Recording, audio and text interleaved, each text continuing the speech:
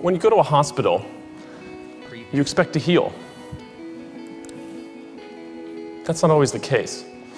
Some buildings are actually making us sicker. So what is sick building syndrome? This is when building occupants complain of symptoms associated with acute discomfort. Examples include headache, sore throat, respiration problems, and stinging eyes. The cause of the symptoms are currently not known, although most people report relief soon after leaving the building. The first cause is inadequate ventilation.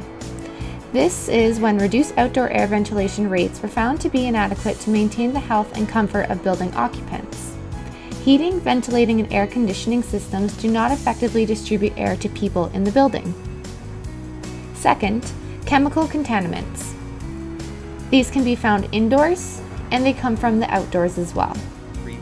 Most indoor air pollution comes from sources inside the building, such as combustion gases from fireplaces and wood-burning stoves, chemical fumes from paints and solvents, chemicals from cleaning products, animal hair and dander, as well as molds and bacteria.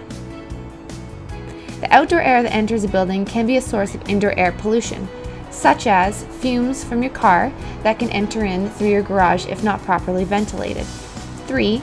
Biological contaminants, bacteria, molds, pollen, and viruses. These all breed in stagnant water, which then result in physical symptoms, such as cough, chest tightness, fever, chills, muscle aches, and allergic responses. What's the solution? Fortunately, it's not some insane thing to purchase, some crazy new building. In fact, the solution is something quite easy. It's just thinking about how we design buildings to heal. Buildings heal by improving indoor air quality. Office air is saturated with chemicals that create lethargy, headaches, poor concentration and bad moods, which leads to low productivity. Working with plants dramatically reduces these negative effects. Plants look fantastic and also produce oxygen for you to breathe and counteract the drying effect of air conditioning. We breathe 6 to 10 litres of air per minute, which in the office environment can contain volatile organic compounds released from synthetic carpet cleaning products through to office equipment. Plants absorb indoor air pollution and put oxygen back into the air so that you can lead a healthier work life.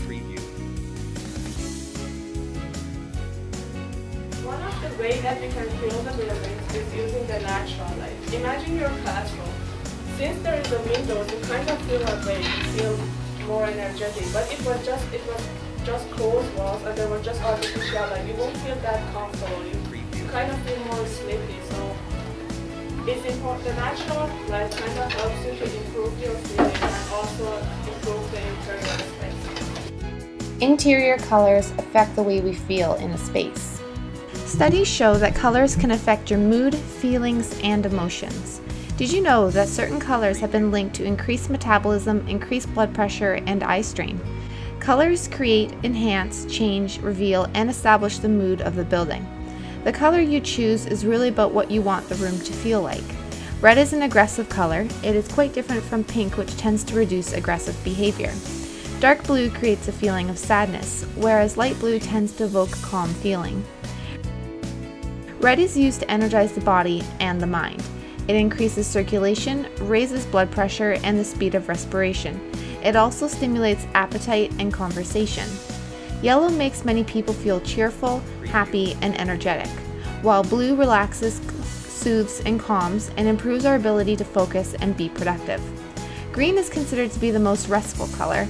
It is balancing, healing, and relaxing, suitable for most rooms. Natural ventilation helps to heal a building. Ventilation, so it's like wind coming from one side, so the cold air comes from one side and the warm air leaves from the other side. Actually, you guys know this. What happens when the doors open here, the windows are open? What happens?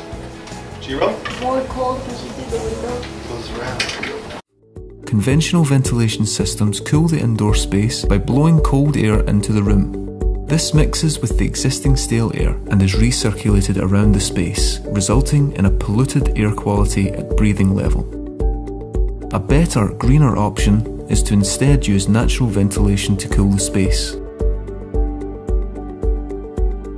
Natural ventilation is the technique of using natural air movement from the outside and drawing it inside without the aid of mechanical ventilation systems to cool the building.